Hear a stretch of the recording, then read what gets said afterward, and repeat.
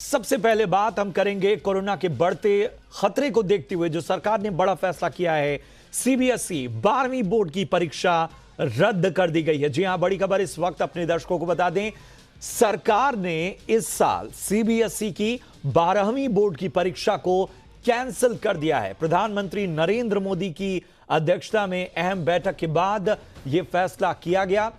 इस बैठक में पीएम के सामने परीक्षा कराने के सभी विकल्प भी रखे गए, लेकिन पीएम मोदी ने साफ तौर पर छात्रों की सुरक्षा को पहली प्राथमिकता देते हुए 12वीं की बोर्ड की परीक्षा को रद्द करने का बड़ा फैसला लिया है। तो सीबीएसई की 12वीं के बोर्ड की परीक्षा इस साल रद्द कर दी गई है। बताया जा रहा है कि ऑब्जेक्टिव क्राइटेरिया के आधार पर इस बार बच्चों के रिजल्ट जारी किए जाएंगे। आज की बैठक में पीएम के अलावा सीबीएसई के चेयरमैन, शिक्षा मंत्रालय के सेक्रेटरी, केंद्रीय मंत्री अमित शाह, निर्मला सीतारमण, पीयूष गोयल, धर्मेंद्र प्रधान, राजनाथ सिंह और प्रकाश जावड़ेकर मौजूद थे। यह बैठक वीडियो कॉन्फ्रेंसिंग के जरिए हुई। आपको बता दें, सीबीएसई 10वीं की बोर्ड की परीक्षा पहले ही रद्द की जा चुकी है और 12वीं के बोर्ड की परीक्षा होनी है नहीं है, यह असमंजस लगातार बना हुआ था और 12वीं की बोर्ड की परीक्षा अब रद्द हो गई है।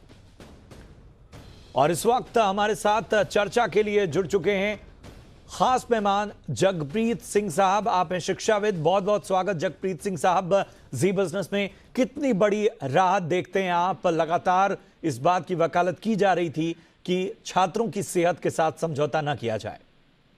बहुत बहुत धन्यवाद। ये एक इस गुमनुमा माहौल में एक बहुत ही खुशी की लहर है बच्चों के लिए। मैं ओवरवेल्म्ड हूं। मैं ऑनरेबल प्राइम मिनिस्टर साहब का शुक्रगुजार हूं कि उन्होंने ये एक बहुत ही बोल्ड और एक बहुत ही हिस्टोरिक डिसीजन लिया है और इसका सबसे बड़ा श्रेय जाता है हमारे प्रधानमंत्री साहब को, जो बच्चों की सेफ्टी को सबसे ज्यादा इंपॉर्टेंस दी है। उन्होंने डिसीजन लिया है इंटरेस्ट ऑफ स्टूडेंट्स के ऊपर। मेरे ख्याल से इस समय ये बहुत जरूरी था। एंजाइटी और स्ट्रेस बच्चों की बहुत बढ़ चुकी थी और मैं एक सिंपल बात कहना चाहूंगा, ये हमारी well being of the youngest resource of the country, इसका जिसने इतना ख्याल रखा है। अब हमारे को सिर्फ यही देखना है कि जिस तरह से प्रधानमंत्री जी ने एक सेंसिटिविटी दिखाई है स्टूडेंट्स के प्रति और ऑनरेबल प्राइम मिनिस्टर ने आज मिलियंस ऑफ स्टूडेंट्स का दिल जीत लिया है। मैं कह रहा हूं इससे अच्छी खुशखबरी नहीं हो सकती है, पर यहां पर अंत नहीं है, यहां से एक शुरुआत है। किस तरह अब हम बच्चों को ग्रेडिंग करेंगे, किस तरह हम बच्चों का ऑब्जेक्टिव क्राइटेरिया से रिजल्ट निकालेंगे। मेरी एक ही गुजारिश है कि बच्चों को प्राइम इंपॉर्टेंस देकर बच्चों को हम ज्यादा महत्व दें ताकि उनके इस साल को इम्पैक्ट ना हो। बहुत बहुत शुक्रिया प्राइम मिनिस्टर साहब का और उनके पूरे कैबिनेट का जिन्होंने ये हिस्टोरिक डिसीजन लिया है। बिल्कुल जगप्रीत सिंह साहब, इन सब के बीच सवाल उठता है कि आगे क्या विकल्प बचते हैं और जो नए सिस्टम के तहत कहा जा रहा है कि एक तरह से इन सभी का रिजल्ट तैयार किया जाएगा, इसको किस तरह से देखते हैं? जी देखिए, अब यही मैंने आपसे अभी जिक्र किया था और मैंने ये कह रहा था कि अभी ये एक पहलू खत्म हुआ है और एक बहुत बड़ा इम्तिहान आगे बाकी है कि हम किस फॉर्मूला के ऊपर। एक बात मैं आपको बड़े अच्छे बात कहूं कि जो हमारे लाखों बच्चे फॉरेन यूनिवर्सिटी में अप्लाई कर रहे थे, उनको आज राहत की सांस मिली होगी क्योंकि उनकी डेडलाइंस आ गई थी, उनको अपने रिजल्ट अपलोड करने थे, वरना उनकी सीट रिजेक्ट हो जाती, उनकी सीट को रिजेक्ट कर दिया जाता। उनके लिए एक बहुत बड़ी राहत की सांस है, बिकॉज ये हमारे जो बच्चे बाहर जाते हैं उनके लिए एक बहुत बड़ा वेलकमिंग ये आज आया है। अब आगे इसके लिए एक राह है, हमें एक बहुत ही अच्छा robust system of calculation and prediction तैयार करना होगा। ये हिस्टोरिक डेटा को लेके, इस साल के डेटा को साथ लेके एक बहुत बढ़िया फॉर्मूला इस्तेमाल करना होगा। इंटरनल असेसमेंट जो इस साल हुए हैं ऑनलाइन, उनको भी महत्व देना होगा। पिछला हिस्टोरिक डेटा को एक रेशियो के हिसाब से एक फॉर्मूला तैयार करना होगा और रिजल्ट ऐसा आए जिससे किसी बच्चे का नुकसान ना हो। बच्चे की एंजाइटी अब एक तरह से राहत मिली है, लेकिन एक एंजाइटी अभी भी बाकी है कि किस तरह से मेरा रिजल्ट आएगा मेरा रिजल्ट किस रूप में मेरे सामने आएगा। मेहनत बच्चों ने जो की है उसके प्रतिरूप ये रिजल्ट आए और एक अच्छा फॉर्मूला तैयार हो। मैं यही एक गुजारिश करता हूं कि अब रिजल्ट का जो एक एक क्राइटेरिया बनाया जाए, वो बहुत सोच समझकर हमारे को इंस्ट्रक्शन दी जाए। बिल्कुल, बहुत बहुत शुक्रिया करेंगे जसप्रीत साहब इस चर्चा में जुड़ने के लिए। और जाहिर सी बात है कि ये एक अहम बात है कि जिसे समझना होगा, इसके अलग पहलू को भी देखना होगा। बहुत बहुत शुक्रिया जगप्रीत जी जुड़ने के लिए। बढ़ते हैं अगली स्टोरी की ओर। देश में कोरोना के नए मामलों में गिरावट का सिलसिला शुरू हो चुका है। देश में कोरोना के नए मामलों में लगातार कमी आ रही है। बीते 24 घंटे के दौरान देश में कोरोना के 1,27,000 नए केस आए हैं और पिछले 54 दिनों में ये सबसे कम मामले हैं। इसी के साथ करीब 43 दिन के भीतर कोरोना के एक्टिव केस भी 20 लाख से नीचे चले गए हैं। इस दौरान 2,55,000 से ज्यादा लोग ठीक हुए हैं। बीते दिन मौत का आंकड़ा भी कम हुआ है। 24 घंटे में 2,795 लोगों की मौत हुई है। 35 दिन में यह पहली बार है जब मौत का आंकड़ा 3,000 से नीचे पहुंचा है। वहीं देश में कोरोना के कुल मामलों की बात करें तो यह आंकड़ा 2,81,00,000 के पार बना हुआ है। अब तक 2,59,00,000 से ज्यादा लोग कोरोना से ठीक हो चुके हैं। दूसरी तरफ इस बीमारी ने अब तक 3,31,000 लोगों की जान ले ली है। कोरोना महामारी की जो रफ्तार है उसमें देश में कोरोना की रफ्तार भले कम हो रही हो, लेकिन ब्लैक फंगस का कहर लगातार बढ़ता जा रहा है। ब्लैक फंगस का संक्रमण अब तक 26 राज्यों तक पहुंच चुका है। देश में फिलहाल ब्लैक फंगस के 20,000 मरीजों का इलाज जारी है। म्यूकरमाइकोसिस के सबसे ज्यादा 3,200 मरीज महाराष्ट्र में है। इसके बाद कर्नाटक का नंबर है। कर्नाटक में एक दिन में 1,250 नए केस सामने आए। राजधानी दिल्ली में भी 31 मई तक 944 ब्लैक फंगस के मामले सामने आए हैं। इनमें से 650 मरीजों को इलाज के लिए सरकारी अस्पतालों में भर्ती कराया गया है।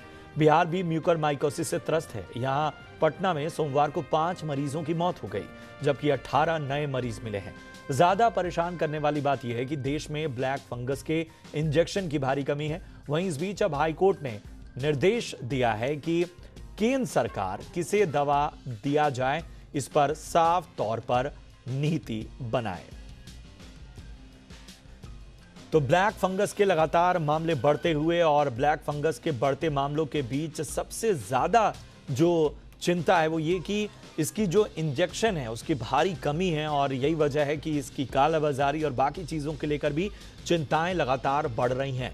इन सब के बीच साफ तौर पर जो अहम बात हाई कोर्ट ने कही है, उनका निर्देश है कि केंद्र सरकार किसे दवा देनी है उसकी एक नीति बनाए।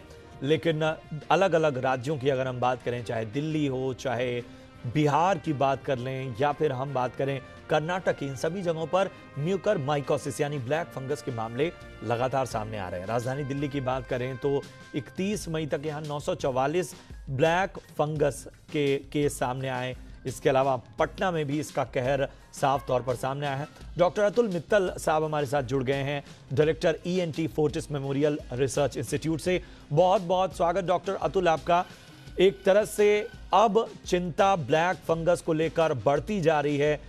जाहिर सी बात है कि चिंताएं न सिर्फ इस बीमारी को लेकर हैं बल्कि इसकी जो तीमारदारी है, इसकी इलाज की जो बात कही जा रही है उसमें भी जो मुश्किलात आ रही हैं उसको लेकर भी बहुत सारे चैलेंजेस हैं।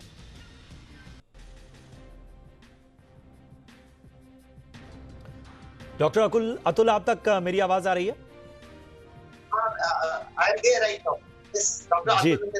जी जी डॉक्टर अतुल, जाहिर सी बात है ब्लैक फंगस को लेकर जिस तरह से केसेस बढ़ रहे हैं वो आप डॉक्टर्स की भी चिंता बढ़ा रहे होंगे, क्योंकि आमतौर पर जिसे कॉमन नहीं माना जा रहा था वो अब बाकी राज्यों में धीरे धीरे फैल रहा है। जो ब्लैक फंगस का जो एक एपिडेमिक अभी आया है और वो इमीडिएटली एक कोविड के एपिडेमिक के बाद हुआ आया है, तो इस टाइप ऐसा लग रहा है जैसे आसमान से गिरे और खजूर पे। और जिस टाइप से केसेस हमारे यहाँ बढ़ते जा रहे हैं और जो ब्लैक फंगस थी, ब्लैक फंगस तो अभी भी मतलब इसमें mortality rates are very very high. इसमें अगर ट्रीटमेंट नहीं किया जाता तो 100% लोगों की मृत्यु हो सकती है। लेकिन अगर हम इसको ट्रीट करें तो हम हमारे हॉस्पिटल में हमने ऑलमोस्ट 90% लोगों को बचा लिया है जान से। बिल्कुल, लेकिन जो इसकी तीमारदारी की बात की जा रही है, जो इसके इलाज की बात की जा रही है, उसमें खास तरह के इंजेक्शन की कमी साफ तौर पर उसके चैलेंजेस हैं। क्या ये चैलेंजेस वाकई बहुत ज्यादा बढ़ते जा रहे हैं? सी डेफिनेटली जब भी इतनी ज्यादा मात्रा में केसेस आएंगे, जो ड्रग्स है एम्फोटेरिसिन, वो इतनी मात्रा में उसका उत्पादन नहीं होता, सो उसके लिए हमें कुछ ना कुछ मॉडिफिकेशन करनी पड़ती है, ट्रीटमेंट प्लान्स में मॉडिफिकेशन करनी पड़ती है, ऑल्टरनेटिव ट्रीटमेंट्स हमें देखने पड़ते हैं। एक ही ड्रग नहीं है जो कि एम्फोटेरिसिन है, there are other drugs also है। आपका ये पोसाकोनाजोल है, इसामाप्राजोल है। इन लोगों को कंबाइन करके अगर हम ट्रीट करें तो उससे भी हमारे रिजल्ट्स काफी अच्छे हैं। एम्फोटेरिसिन, अगर ये इतना कहर किसी भी देश में आए, इतना कहर मैं कहता हूं कि अगर इंटरनेशनली यूएस में या यूरोपियन कंट्रीज में भी आएगा तो उन कंट्रीज में भी इमीडिएटली इस ड्रग्स की शॉर्टेज डेफिनेटली हो जाएगी। बट आपको किसी तरह से पैनिक नहीं करना, आपको ट्रीटमेंट में कहीं ढील नहीं देनी, अर्ली डिटेक्शन केसेस के करने हैं ताकि उनका इलाज जल्दी से जल्दी हो सके। बिल्कुल। डॉक्टर अतुल, किस तरह के मरीजों में ये केसेस ज्यादा देखे जा रहे हैं? बहुत ज्यादा चर्चा डायबिटिक मरीजों की है, लेकिन क्या इसके अलावा भी कोई ऐसी बीमारियां हैं या माइल्ड केसेस में भी ये लोगों में नजर आ रहा है? जी, सबसे पहले मैं आपको बताना चाहूंगा कि जो म्यूकरमाइकोसिस है, जिसको कि एक ब्लैक फंगस के नाम पे जाना जा रहा है, ये कोई इन्फेक्शियस डिजीज नहीं है, ये एक दूसरे से नहीं फैलती। ये तभी होती है जब आपकी बॉडी की इम्यूनिटी या बॉडी का डिफेंस सिस्टम काम नहीं कर। तो अभी तक जितने भी हमने केसेस दिए हैं हमारे हॉस्पिटल में, हमने कम से कम 50 से 60 लोगों को ट्रीट कर चुके हैं अभी तक। ये सारे के सारे केसेस 100% कोविड रिलेटेड मतलब उनको कोरोना वायरस की इंफेक्शन हुई, उन्होंने भिन्न भिन्न प्रकार की दवाइयां खाई। भिन्न भिन्न प्रकार की दवाइयों में सबसे इंपॉर्टेंट था स्टेरॉइड। उसके कारण उनकी डायबिटीज बढ़ी जिसका कंट्रोल नहीं किया गया प्रॉपर्ली। वो लोग ज्यादा अक्सर ये ब्लैक फंगस और या म्यूकरमाइकोसिस के कारण पीड़ित हुए।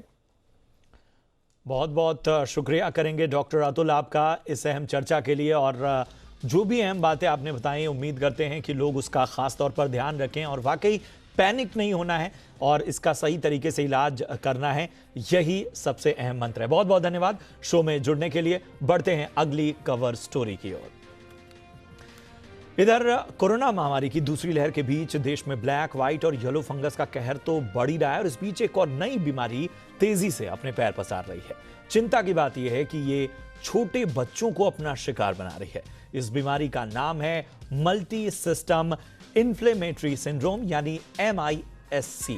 इस बीमारी में बच्चों के अलग अलग अंग जैसे दिल, लिवर, किडनी प्रभावित हो रहे हैं।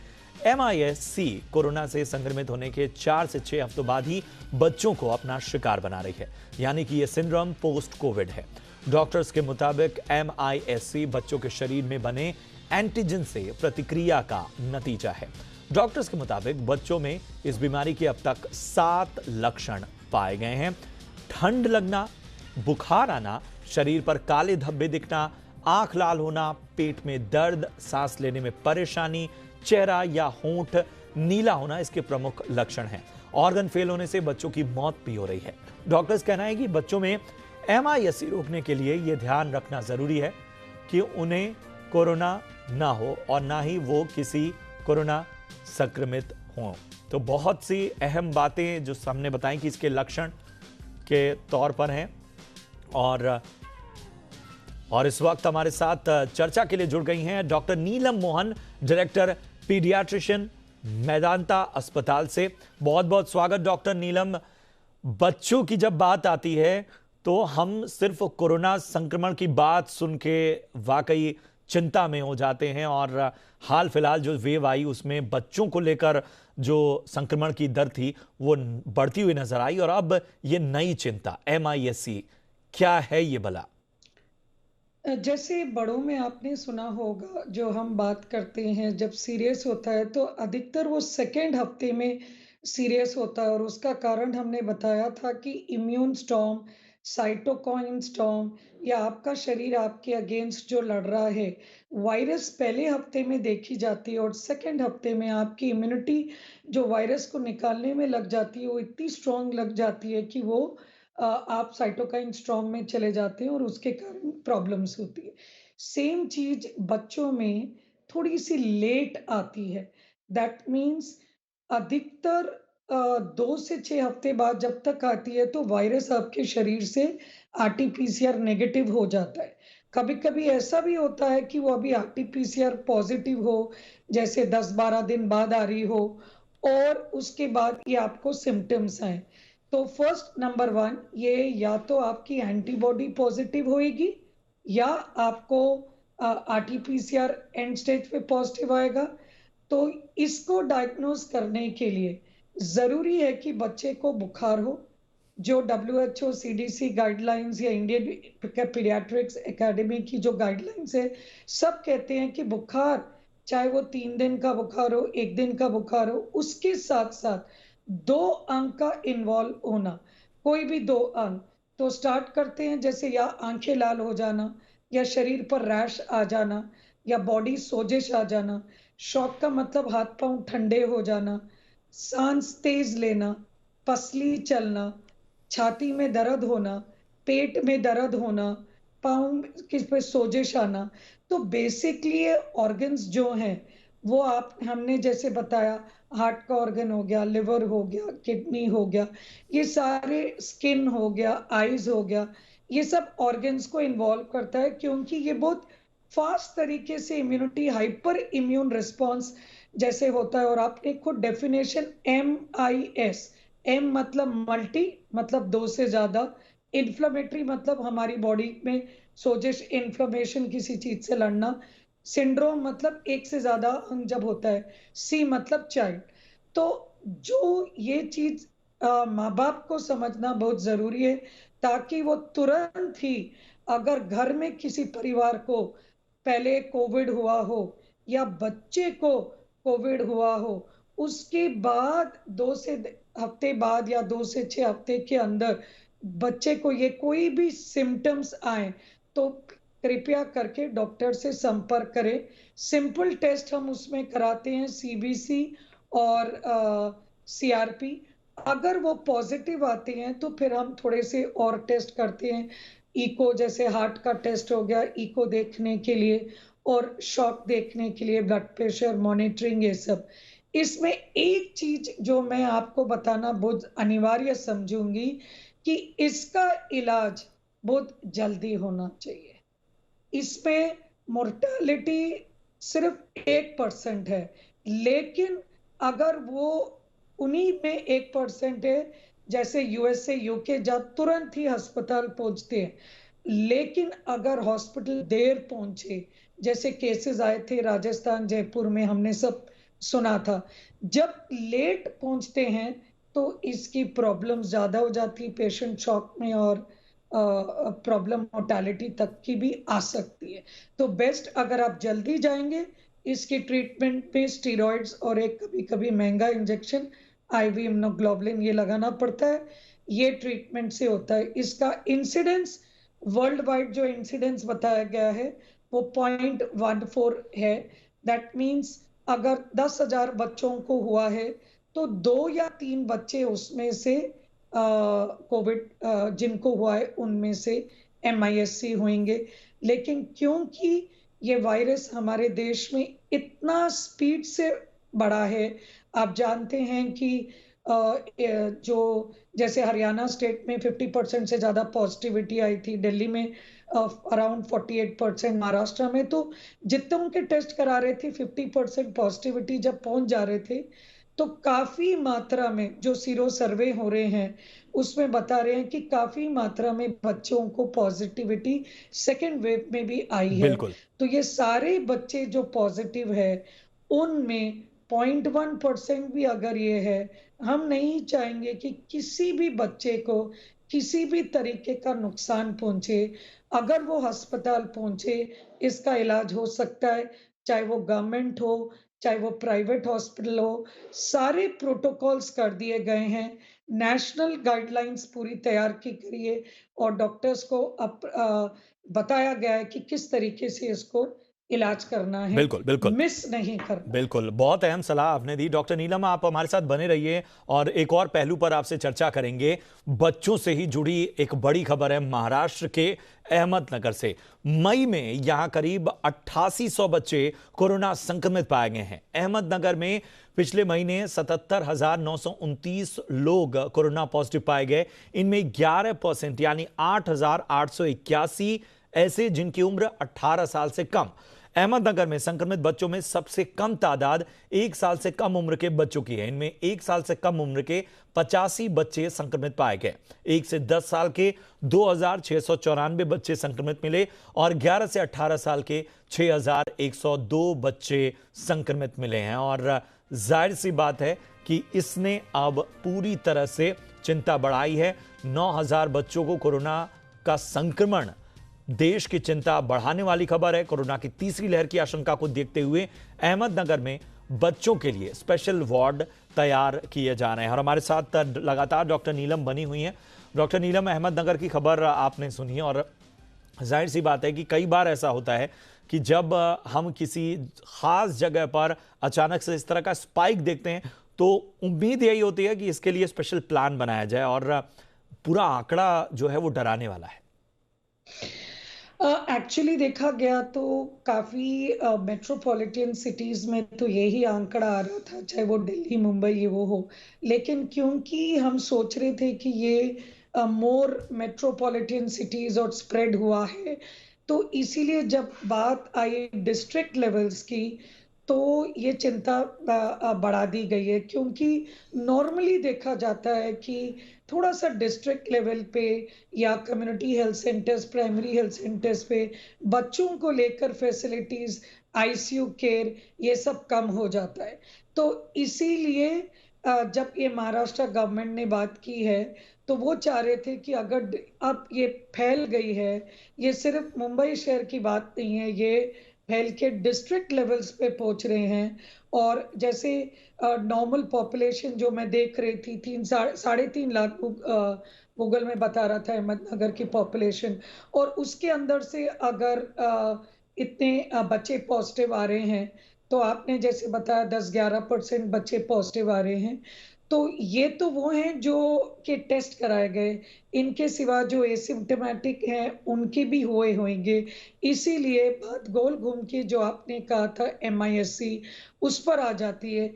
ये सारे बच्चों में अब MISC के लिए इनको ध्यान देना होगा और MISC का इलाज घर बैठकर नहीं हो पाएगा। 90% कोविड का इलाज घर बैठ के हो जाएगा क्योंकि हमने बताया कि 90% एसिम्प्टोमेटिक या माइल्ड है और 5% को सिर्फ हॉस्पिटलाइजेशन होता है, जैसे निमोनिया, डायरिया, डिहाइड्रेशन, लिस्टनेसनेस ये। तो जो 1 साल के छोटे बच्चे आपके हुए हैं, वो हाई रिस्क में बताए जाते हैं और उनके कॉम्प्लिकेशन रेट्स भी हाई होते हैं। और MISC का जो USA का डेटा आया था, उस डेटा में देखा गया था कि 12 या 14 साल के बच्चों के नीचे MISC का इंसिडेंस 25 से 28% था एज कम्पेयर टू 14 साल के ऊपर। तो जितने आपके आंकड़े आपने मुझे छोटे में बताए, उसमें इंसिडेंस आपका बढ़ जाएगा MISC का। और इसीलिए ये जो स्पेशल वार्ड करे हैं, ये अच्छा एक स्टेप लिया गया है। और मेरा ये सोचना है कि पूरे देश में हर स्टेट्स को, क्योंकि health is a state subject besides national, सारे स्टेट्स को, जैसे I was very lucky, Jharkhand के ऑनरेबल चीफ मिनिस्टर ने एक मीटिंग की थी how to tackle children in third wave, जिसमें मुझे इनवाइट किया गया था एक लेक्चर दे के, एक प्लान जिस तरीके से हम कैसे पेशेंट्स को अर्ली आइडेंटिफाई करें, क्या हमारे पास इंफ्रास्ट्रक्चर है। तो उसमें जिस तरीके से हम वो प्लान बनाएं, दैट इज वेरी यूजफुल। कभी कभी एक्सपर्ट्स आप अपने अंदर के और बाहर दोनों के ले सकते हैं ताकि एक डिफरेंट पर्सपेक्टिव फ्लेवर मिल जाए आपको उस चीज का। और हम हमेशा जिंदगी में यही है कि बिल्कुल बुरा सोचना नहीं चाहिए, बट बुरे की तैयारी कर लेनी चाहिए। हम खुद मानते हैं कि तीसरे वेव में बच्चे सीवियर नहीं होंगे, ये हमारी उम्मीद है अगर हम वैक्सीनेशन और प्रोटेक्टिव बिहेवियर रखें। बिल्कुल। लेकिन ये सोचकर हम अपनी तैयारी नहीं कम बिल्कुल करेंगे। एक